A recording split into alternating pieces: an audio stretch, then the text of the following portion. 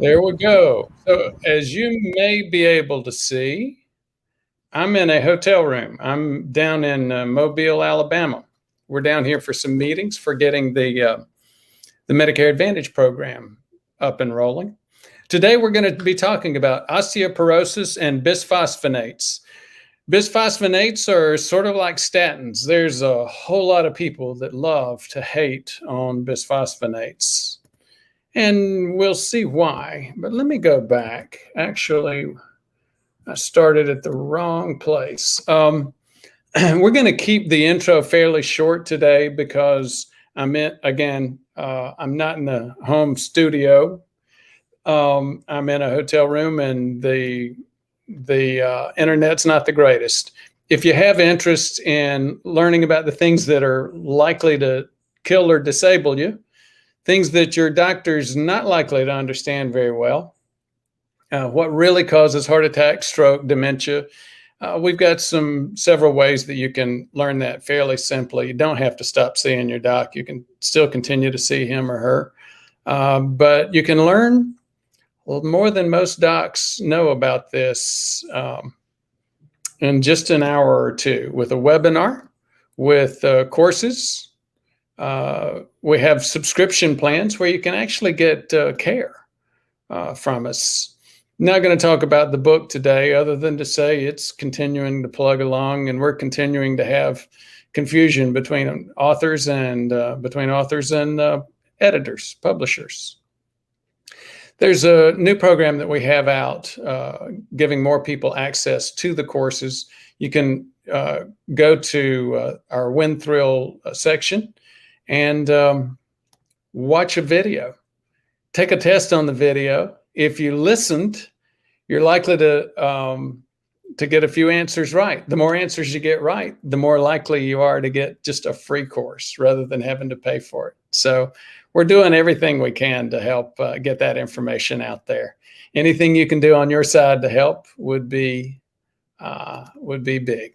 So let's get to the program for today. Osteoporosis. One of the first questions is, we assume it's just women. The reality is it's not just women, it's men too. And we'll talk about that for just a minute.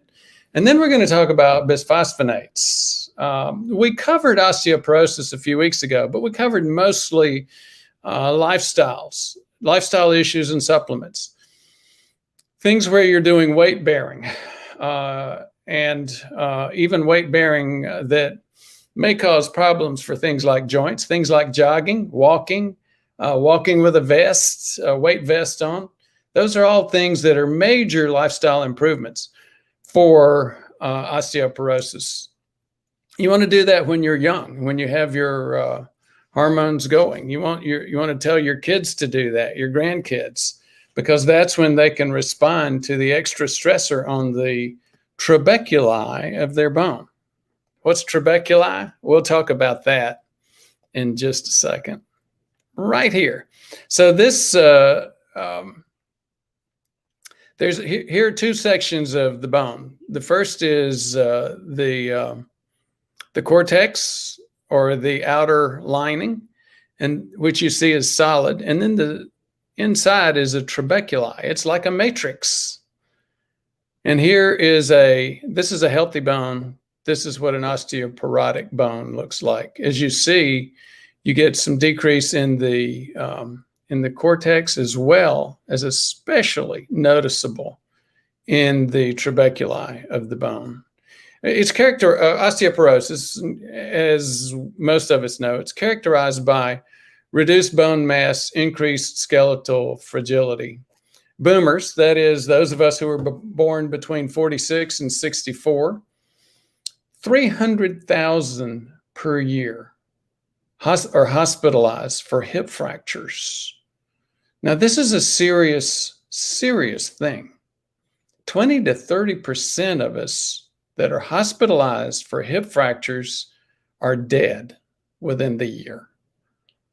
That's how serious it is. We're talking like a 20 to 30% mortality rate in 12 months. I mean, that's as bad as some of the really bad cancers, like lung cancer. It's not quite as bad as heart attack. 50% of us die immediately after heart attack. So, but it's still very, very serious. Between 2000 and 2015, there were fewer fractures and there was a 15-year decline in the fracture rate. So it was a huge progress for us on a public health perspective. We'll talk about that in just a minute, why that happened. But before we do, 80% of hip fractures due to osteoporosis are never treated, and many of them are never even noticed. So let's talk for a second about men and women. Is it just women? No, it's both men and women, and obviously one of those things you got to deal with aging. As we all know, getting old is not for sissies. 25 million people in the U.S. Have osteoporosis, over 2 million fractures per year in the U.S., women much greater than men, 4 times higher osteoporosis rates in women, and 2 times higher osteopenia. Now, wait a minute. I used 2 clinical terms there, and what's the difference? They're the same process. Osteopenia is just a little bit less bone mass. Osteoporosis is a lot less bone mass. That's the difference. So as you see, women are twice as likely to have moderate amounts of bone loss, 4 times more likely to have very significant bone loss. Women have fractures 5 to 10 years earlier. 1 in 5 men over 50 will break a bone due to osteoporosis. That's 20%. That's a lot of us men. Now, hip fractures are a major public health concern because of the high mortality. Morbidity is a big issue. What's morbidity? It's basically a big impact of a disease on somebody's life. This is a disabling issue. It's very much like heart attack or stroke, maybe more like stroke in that you usually have a significant disability if you have a hip fracture. And with all of these things, healthcare expenses are through the roof. In recent years, there's been less bone density testing and fewer prescriptions for osteoporosis treatments. Rising concern of possible adverse effects on hip fracture rates. There's been a lot of issues. Medicare reimbursement has declined for treatment for osteopenia, and it's been due to fear of bisphosphonates. You see this headline from the New York Times. This is a perfect storm for broken bones. People are just getting afraid of bisphosphonates. They're not taking them. And look what happened to the hip fracture rate. There was a steady decline in hip fracture rates. About more than 3 or 4 years ago, about 3 or 4 years before the end of this study, the concern about bisphosphonates started to be hit the airwaves, started to get publicity. People stopped taking stopped initiating bisphosphonate treatment. They began, they'd get the recommendation from their doc, and then they say, I've heard bad things about this. I'm not sure I want to take it. And they wouldn't start it. So starting back in 2012 and up to 2015, and we don't have good data yet starting from 2015, but it appears it's continuing. We're not managing hip fractures like we used to. Had the decline continued the way it was going, there would have been 11,464 fewer fractures between 2012 and 2015 at the time of that study. This was a study done in Osteoporosis International magazine. It was an analysis of U.S. Medicare claim data for women 65 and older from 2002 to 2015. It was age-adjusted hip fracture rates. They calculated it. They weighted it to the 2014 population. Hip fracture rates declined each year from 2002 to 2012 and then remained stable at levels higher than that projected for years 13, 14, and 15, as you can see from the numbers. Now, what's the fear of bisphosphonates? What's going on with those? Osteoporosis-related bone loss occurs when bone resorption, in other words, pulling the calcium back out of bone, when that exceeds bone formation. Bisphosphonates decrease bone resorption, therefore, or thereby slowing bone loss. Bisphosphonates are widely prescribed for osteoporosis. When you look at the HEDIS scores, the health examination data information set, it's a standardized quality data set. It's used by many HMOs. It's used by Medicare. For our new Medicare Advantage programs, HEDIS will be following us to make sure that we're doing things that show improved quality. One of the things they'll look at is use of bisphosphonates for osteoporosis fractures. Bisphosphonates are incorporated into newly formed bone and can persist there for years, so they decrease that bone resorption. Patients are exposed to pharmacological effects long after they stop taking the medication, and we'll actually talk about that in just a minute too. Recently, data on safety have raised concerns about the optimal duration of use for achieving and maintaining protection against fractures. So as you see in the image up here, resorption is greater than formation, bone turnover is high, and you start to get loss of that bony matrix. With bisphosphonates, resorption, you get decrease in resorption and formation, then and resorption end up being about equal. And then the bone turnover decreases. That bone remains there. So we said we were going to talk about how long you should take those. That's really the bigger issue for most of us who have looked at this. It's less of an issue of whether or not to take them. It's really more of an issue of how long to take them. Rare adverse events have been associated with bisphosphonates. Here's what happens. What people have been afraid of, what they've hit the news about: atypical femur fractures, thigh bone fractures. And again, all of this is about decreasing hip fractures. You can get fractures in the same bone. They're atypical. They're not the same kind. They're due to having some rigid bone and next to some softer bone. Much less probability than the hip fractures without them. Osteonecrosis of the jaw. Osteo means bone, necrosis means dead tissue. So dead tissue in the bone of the jaw. That's a very nasty side effect. It's very ugly, and it happens. Esophageal cancer also happens. The FDA performed a systematic review of long-term bisphosphonate efficacy, studies in which drugs had been administered for at least 3 years.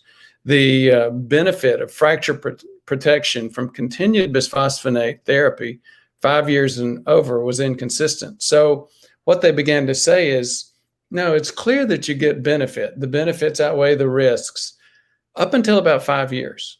So the data suggests that bisphosphonates may be safely discontinued without compromising the therapeutic gains. The more meaningful endpoint for osteoporosis therapies is the rate of fracture. To optimize the efficacy in reducing fracture risk, decisions to continue treatment must be based on individual assessments of risks and health. So there we go. Aspen and Gilbert told me that the system was working today. So Gilbert, why don't you take us to the water ball?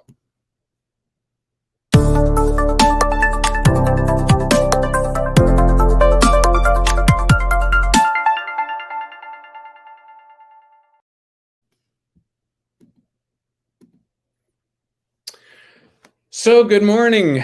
Bart Robinson, Amer Al-Gayer, good morning, good evening. How are you guys? Martha Reich, good morning. I am so fortunate to have excellent bones. Even when the horse kicked me in the shin, the bone didn't break. Good for you, Martha.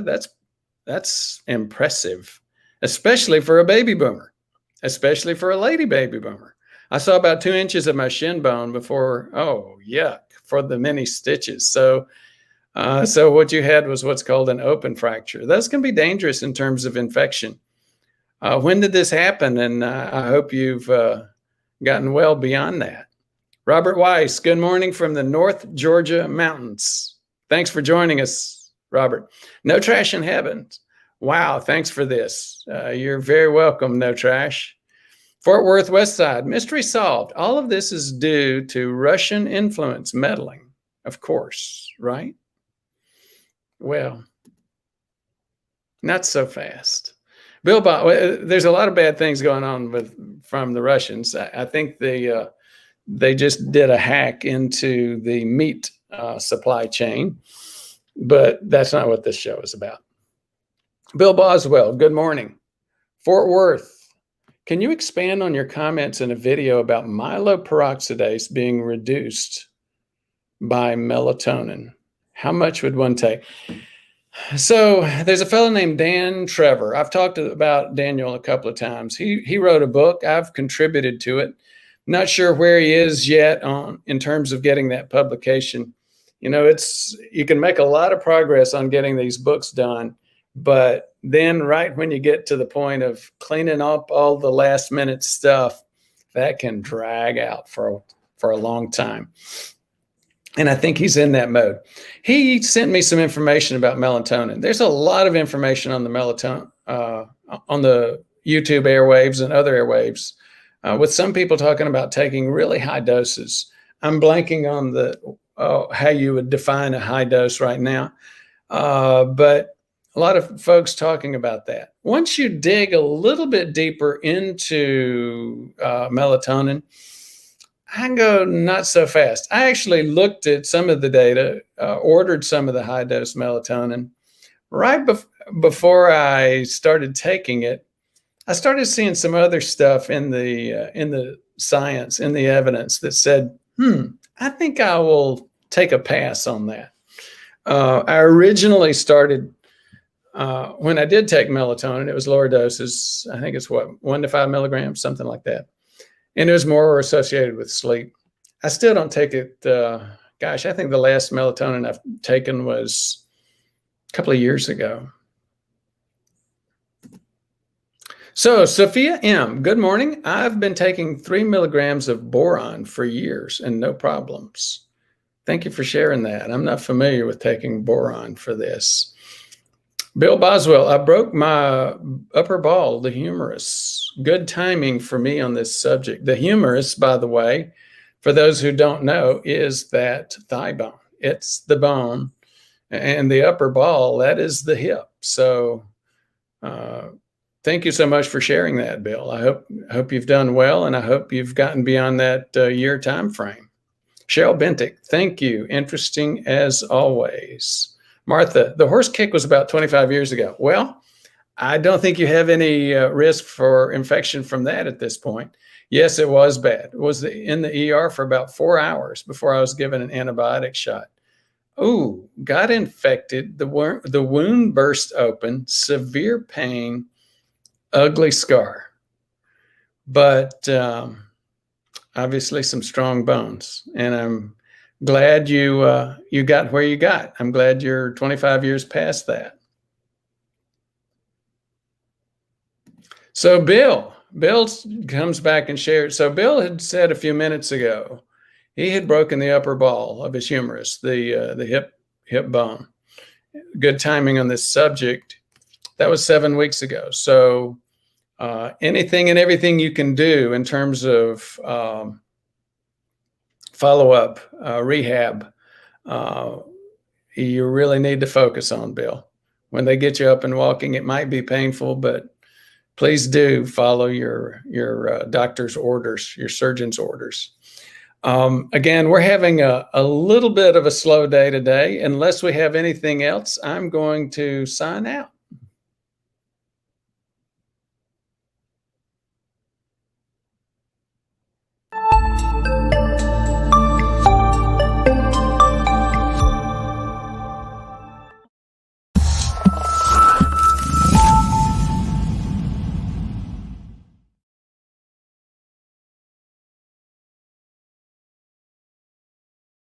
It was a short one, Gilbert. I appreciate you being there.